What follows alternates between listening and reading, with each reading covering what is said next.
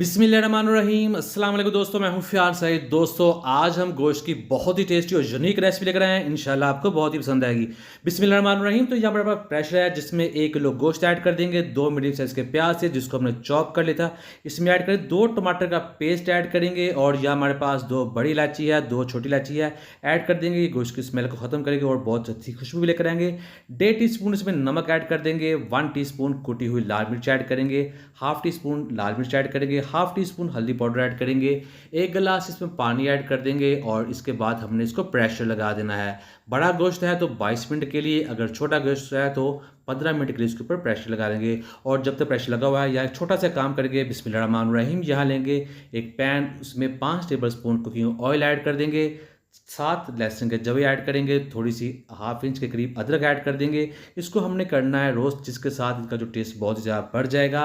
और फिर हम इसमें ऐड करने वाले हैं सब्ज़ मिर्च। तो ये हमारे पास सब्ज़ मिर्च है मोटे वाली, ये 6 से 7 ऐड कर देंगे। इसको भी इसमें हमने रोस्ट कर लेना है जब तक इसके ऊपर वाइट डॉट्स नहीं आते। तो यहाँ इसको हमने तकरीबन 2 से 3 मिनट रोस्ट कर लिया है। अब इसको हमने ब्लेंड कर लेना है और यहाँ जो गोश्त है आपको दिखाते हैं, ये देखिए अल्हम्दुलिल्लाह बहुत ही अच्छे तरीके से गल चुका है।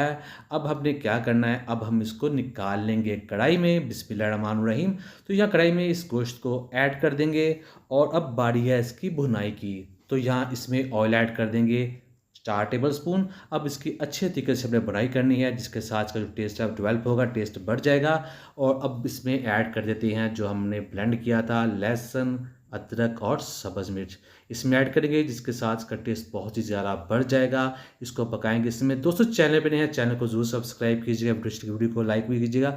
अब हमने इसकी भुनाई करनी अच्छे तरीके से। अब इसमें ऐड कर देते हैं हाफ टी स्पून ज़ीरा पाउडर, हाफ टी स्पून काली मिर्च का पाउडर और 1 टीस्पून खुश्क धनिया पाउडर। अब इसको पकाएंगे इन गरम मसालों में। दोस्तों, ये रेसिपी बहुत ही यूनिक है, बहुत ही टेस्टी है। इसको अगर आपने ट्राई नहीं किया तो ज़रूर ट्राई कीजिएगा। लास्ट में इसको मज़ीद खुशबूदार बनाने के लिए हम इसमें ऐड कर देंगे कटी हुई अदरक और सब्ज़ धनिया। तो अब इसको मिक्स कर देते हैं। यहाँ हमारी जो रेसिपी है बनकर तैयार है।